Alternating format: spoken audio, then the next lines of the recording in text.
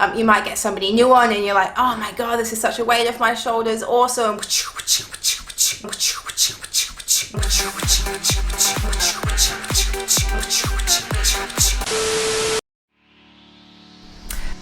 What's up guys, welcome to my channel, the #1 place for coaches, entrepreneurs and service-based businesses. Having worked with hundreds of clients and virtual professionals, I started to notice a bit of a trend with the most common mistakes. I wish someone had highlighted these mistakes to me before I started, but I'm glad you guys are here because even if you just watch this one video, you're going to save a lot of heartache and a lot of headaches in the future. Now before we jump in, don't forget to subscribe and like my channel for all things scaling and virtual assistants. Now guys, I scaled my business to healthy 5-figure months within the span of a year. I've helped hundreds of clients as well and worked with hundreds of virtual professionals, so I definitely know a thing or two and have made a lot of these mistakes myself. So I'm looking forward to see what you guys can get out of this video. Now, without further ado, let's go jump in and hit the nail on the head with mistake #1. Mistake #1 is having your heart set on the wrong person. And this might be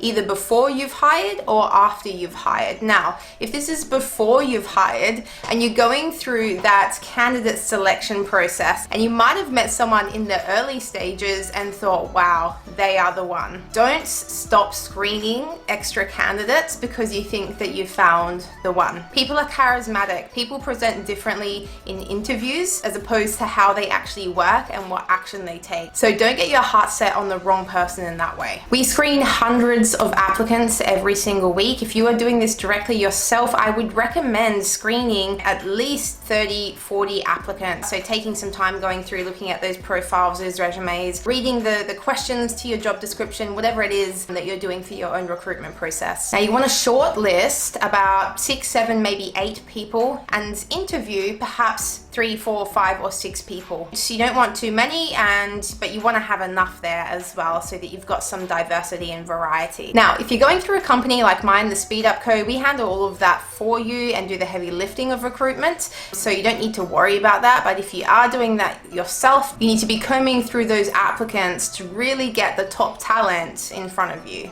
Now, if you've already hired, I wouldn't be going ahead and making these really hardcore promises. We have probationary periods with all of our new hires. I think it's like 8 weeks or something. It might even be 3 months. I can't remember off the top of my head, but you want to have that probationary period there so that you know that whoever you're working with, you got to sort of see if it's in alignment and if you guys kind of resonate together. Make sure you've got similar styles and that you actually have a good flow when you're working together as well. Now, if you have hired someone and it's just not working out, you still might be hanging on to them. A mentor once said to me, hire slow and fire fast. So if it's not working out, guys, don't hang on for too long. Yes, by all means, try and find a solution if you can, but last case resort, you might need to be looking for somebody else if it's just not a fit for your team. So don't hang on too long. I've been there, I've done that myself, and it is a headache and it's really stressful. And once you let that person go after giving them the benefit of the doubt, it's just a big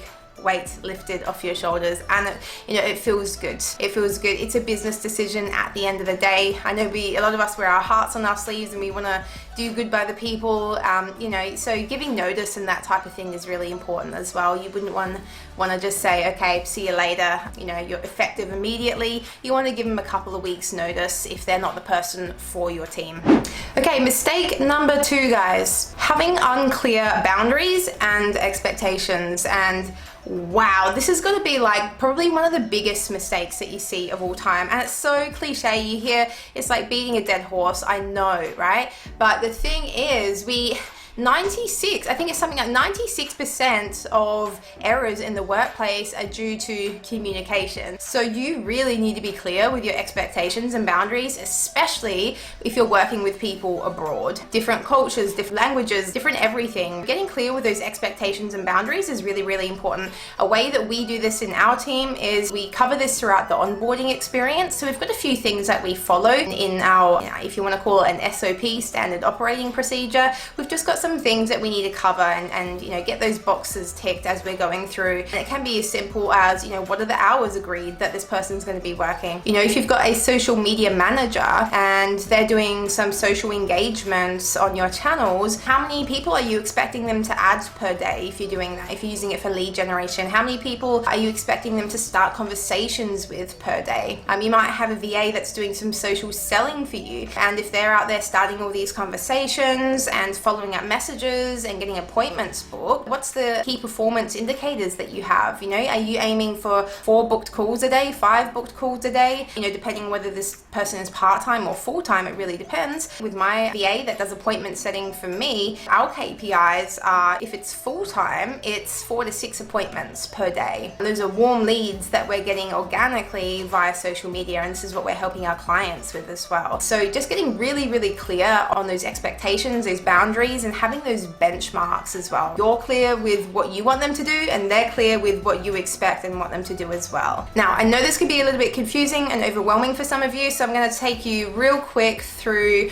my Trello board so that you can just have a quick look of what we're doing with our onboarding experience, and that should give you a bit of a, you know, a visual. I'm a visual person myself, so if I'm just like talking about it, I'm not going to get it as much. So let me go ahead and show you guys what it actually looks like, and then you can put something together for you and your team to create a better onboarding experience, and at the end of the day, you're going to have a higher chance of long-term success.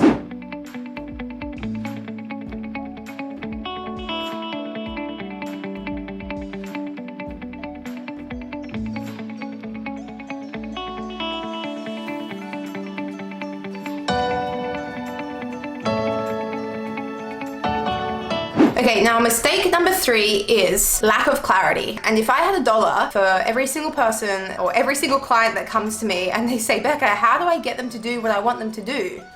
A lot of it has to do with that clarity piece. The reason they're not doing what you want them to do is probably because they lack clarity on what the task is. Sometimes be quick to judge and pass blame. At the end of the day, we are the bosses or the leaders, right? It's our responsibility. We are accountable for leading our team. And if something isn't done correctly or how we expected it, chances are it started with you, right? Like, you know, we are often, you know, the root cause, and it has something to do with the way that we've miscommunicated, or we haven't quite got our point across so that the other person can receive that transmission and do the thing, whatever it is. So with this clarity piece, I would really encourage you to get super duper clear on what you want to delegate. And I know there's like a toilet roll long full of things that we can delegate, right? And that to-do list, it never gets shorter, guys. It never gets shorter. The more you scale, the more to grow, the more problems you have. You've got more energy you're dealing with, you've got more profit margin, which is great. But with that comes more problems. It's just a shift in mindset there. When you're looking at what you want to delegate, just block out a decent amount of time and actually sit down and think about what you need to be delegating. You need to get really clear on that. I have a delegation cheat sheet, which I've given to hundreds, if not thousands of entrepreneurs by now, and I know it's helped a lot. I'm going to leave the link for that below. You guys can download that, and there's a bit of a process there to help you create your systems and your processes as well, if that's going to be of use.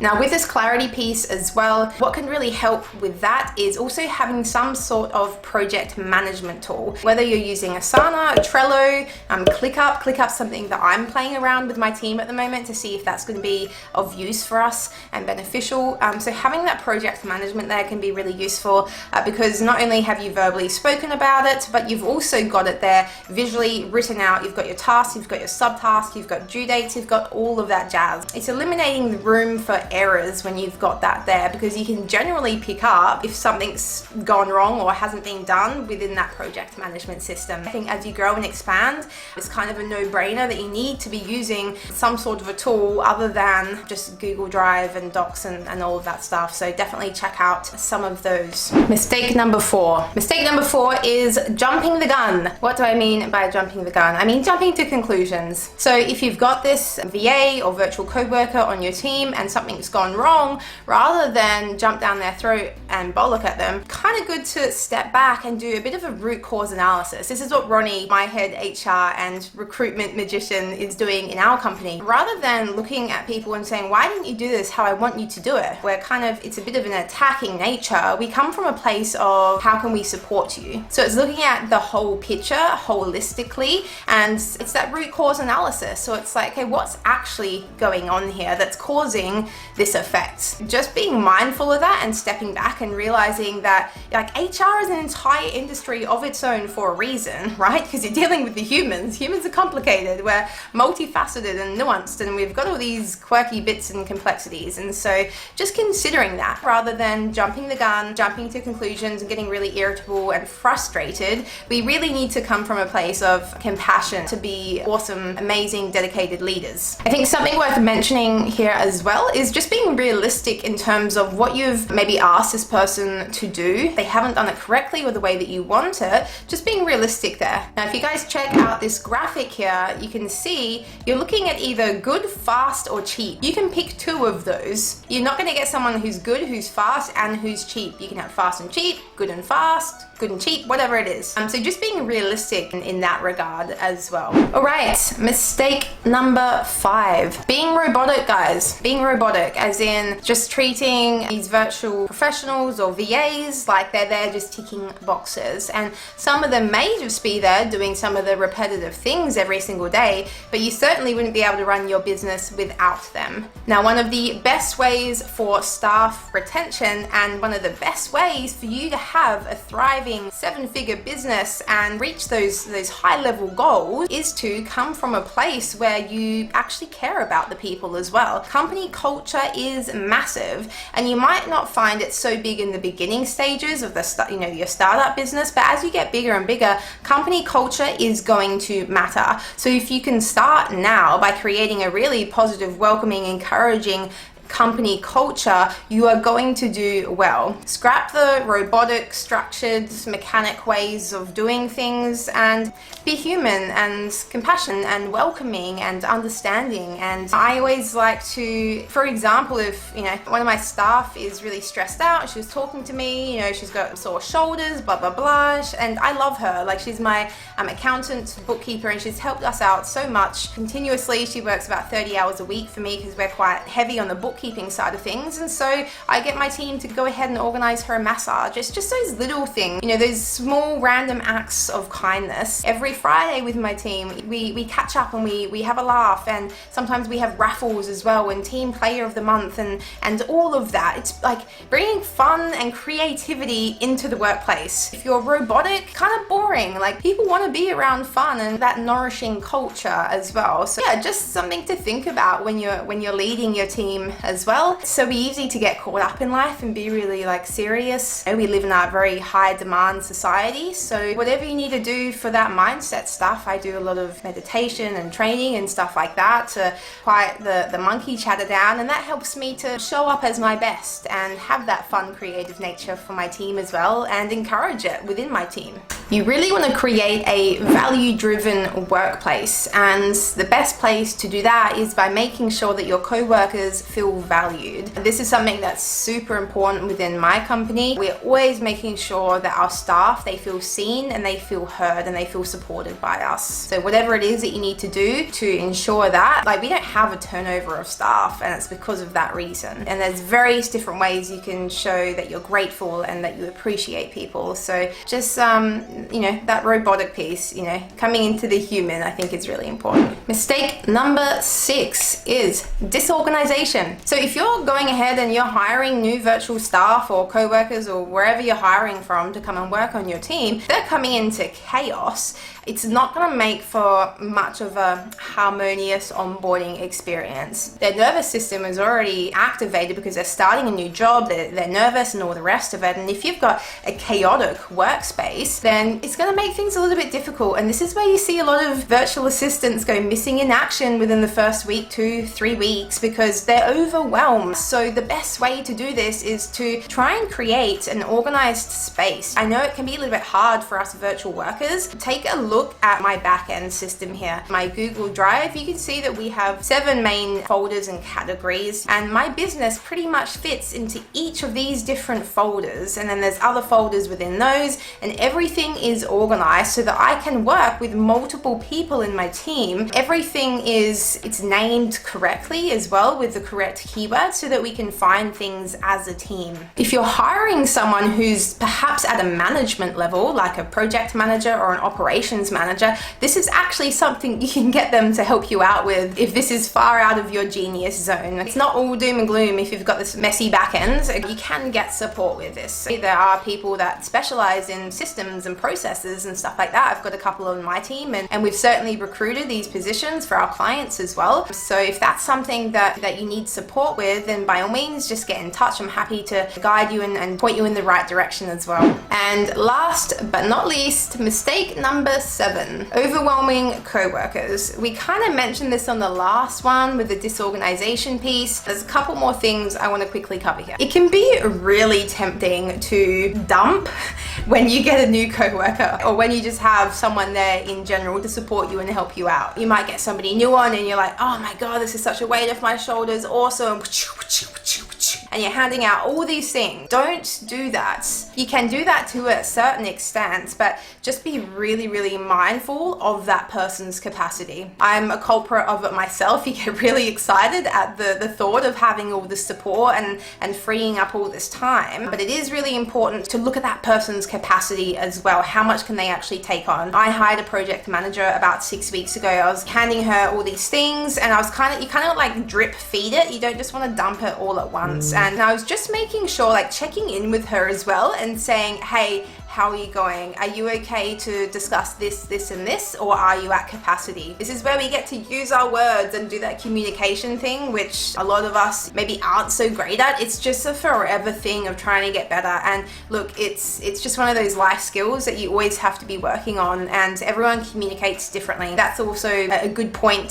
to look at when you're hiring someone, is looking at how they communicate best. Having those regular check-ins, making sure they're not feeling overwhelmed in that capacity, and if they are, just pull in those reins a little bit and say, okay, cool, let's not worry about this. I want you to focus on this one. Okay, so those are all the mistakes covered. Now, I want you guys to look at the trend and the theme of these mistakes. I think there's like 5 out of 7 that are related to communication. So it's really important. I just want to reiterate this, that we all communicate differently. Some of us, if you want to talk in NLP terms, are auditory. Some of us are more visual. Some of us are kinesthetic, and we like to feel, and that's how we really communicate best with people. Just know that we are all individual. Some people are more productive in the mornings and the afternoons, and some people are more productive in the afternoons going into the evenings. Just because you have one right way of doing things doesn't mean there's other ways of doing it. And I used to do this all the time. Like, it's my queen efficiency trait coming out in me, and I just wanted the best for everyone, and I knew the fastest route. But at the end of the day, you got to let people do their thing as well. The way that you do it might not be the best way for the other people. So it's really about respect for diversity, respect for different ways of doing things, and individuality, self-expression. Okay, now you know all about which mistakes to avoid when hiring new virtual co-workers.